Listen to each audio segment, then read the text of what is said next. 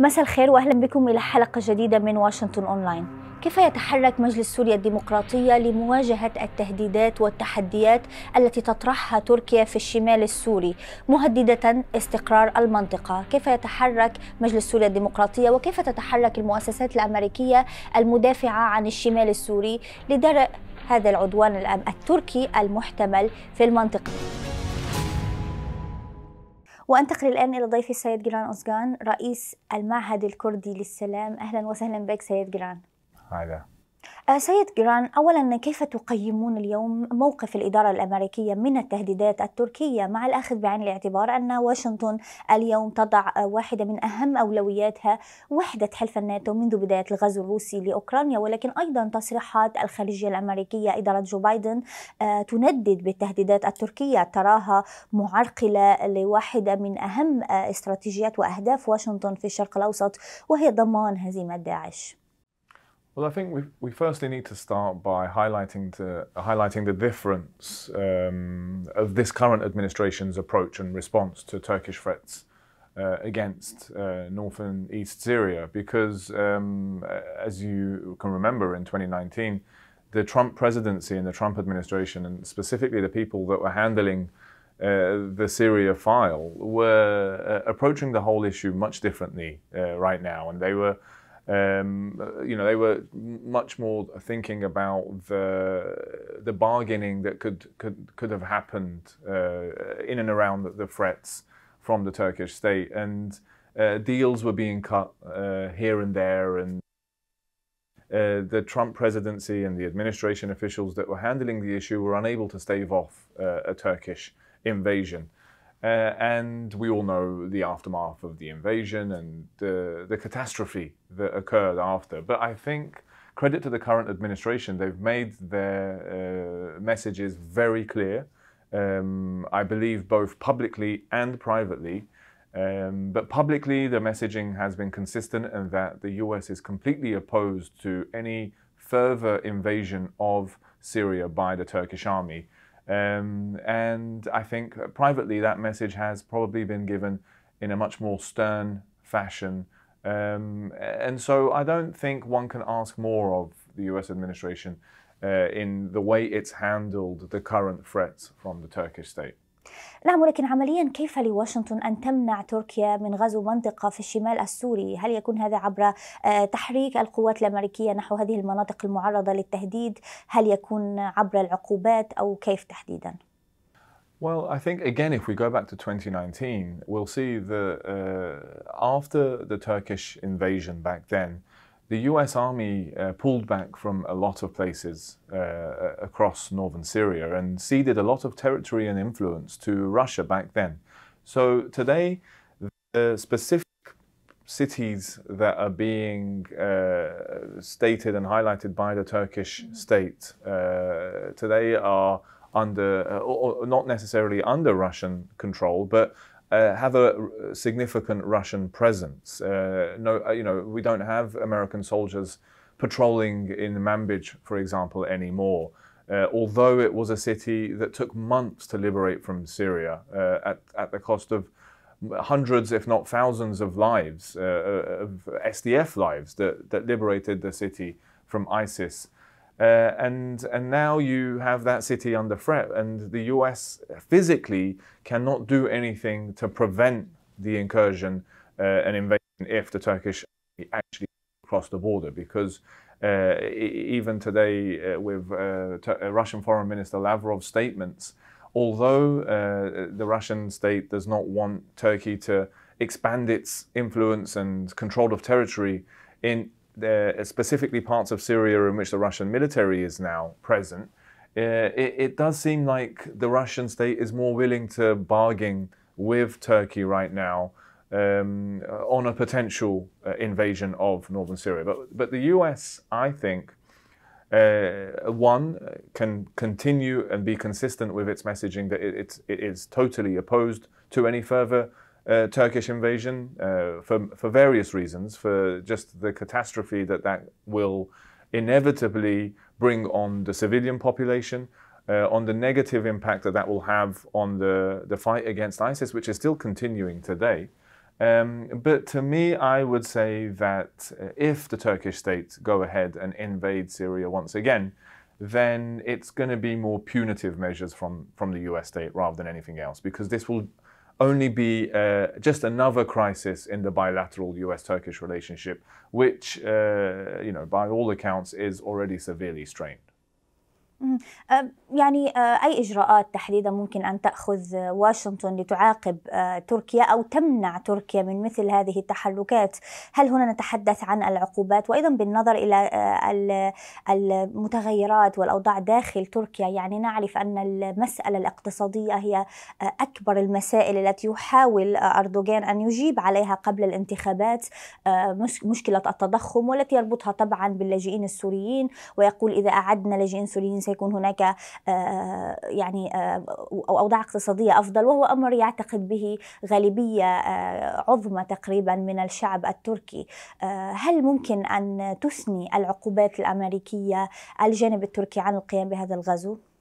Well, I'd say there are several headings in which the Turkish state are wanting to sort out here in Washington, D.C. And I'd say that the F-16s are one of those. We know that Turkey wants to procure more F-16s and especially modernize its current fleet of F-16s.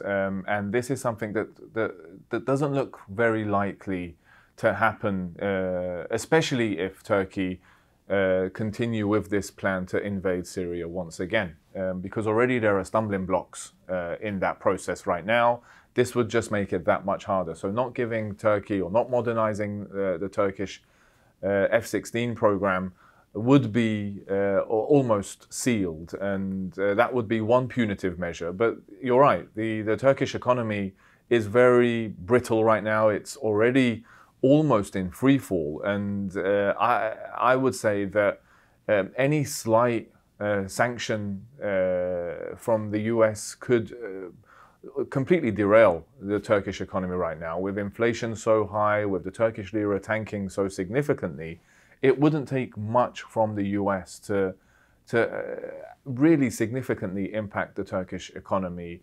And so, yes, at the disposal of the current administration is a whole chest of a whole set of options on economic sanctions that could ultimately stave off a renewed Turkish invasion if the Turkish officials right now see that is something that they can't handle, especially in the run-up to an election which is normally scheduled for 2023 in Turkey, but could be called earlier.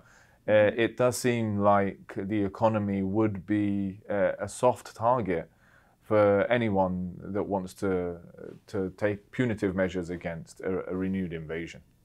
هل تحتمل العلاقة التركية الأمريكية اليوم تطبيق عقوبات على تركيا أو يعني هذا الاقتراب التركي من روسيا في هذا التوقيت، خاصة أنه لو كان هناك غزو تركي على الأقل مثل ما نسمع الآن من أردوغان هو سيكون في مناطق مثل ما أيضا حضرتك أوضحت فيها أكثر وجود عسكري روسي وليس أمريكي، وبالتالي روسيا هي من بإمكانها عقد اتفاقية مع تركيا ليمضي هذا الغزو.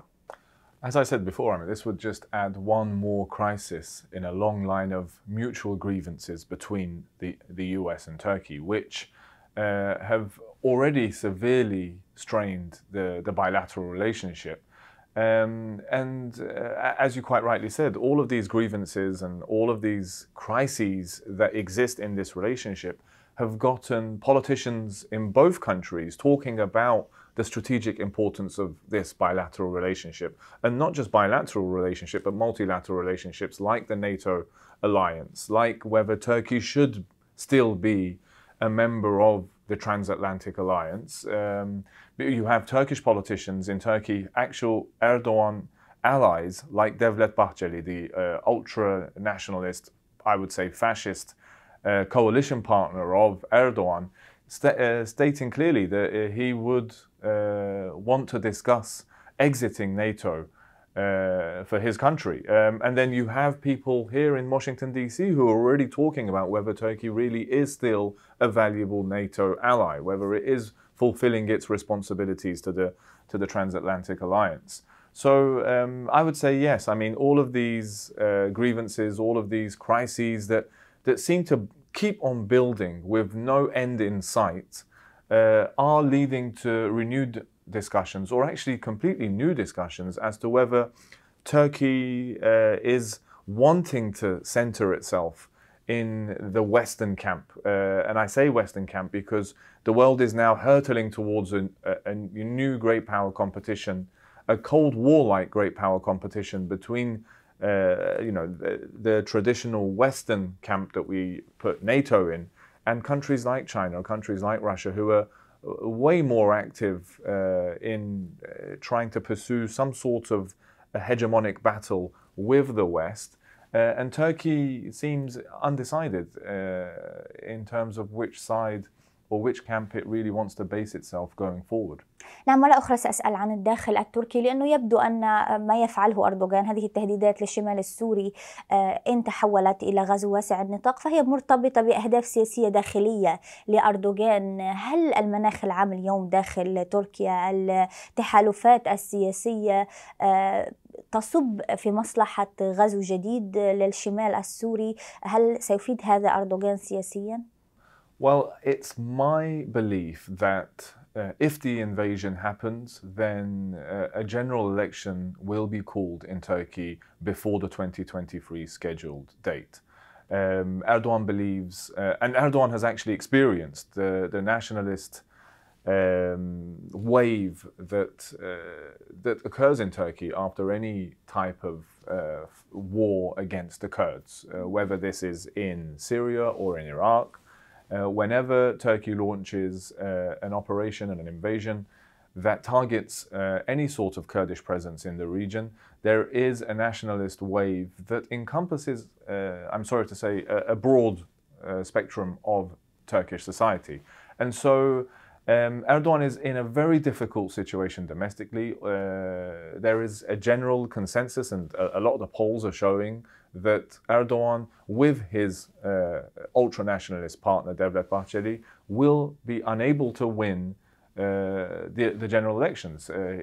And so I believe that if in his mind he has decided that an invasion of Syria again, or an attack or a war against the Kurds again will benefit him in the ballot box, then there will only be a few months between a renewed Syrian invasion and the calling of a general election in Turkey.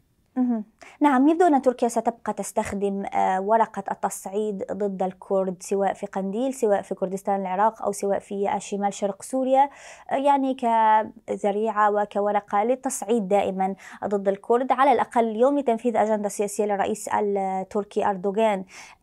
هل من حلول جذرية لهذه المشكلة ممكن أن تنطلق هنا في واشنطن وحضرتك المدير التنفيذي لمعهد السلام الكردي؟ ما هي وجهة نظر واشنطن إزاء سلام كردي تركي؟ ونعرف أن بداية عهد أردوغان حملت محادثات للسلام بين حزب العمال الكردستاني وتركيا. I think I would say that the US has finally been convinced that a peace process, a grand peace process between the Turkish state and the Kurds, which actually means between Turkey and the PKK, is beneficial to US interests in the region. I do think that the US has finally arrived at that conclusion because the Turkish-Kurdish conflict, Turkey's inability and unwillingness to solve its Kurdish issue is now becoming a huge problem for not just the US but NATO, because wherever you look now, Turkish opposition to the NATO agenda or to US interests in general are largely stemmed from its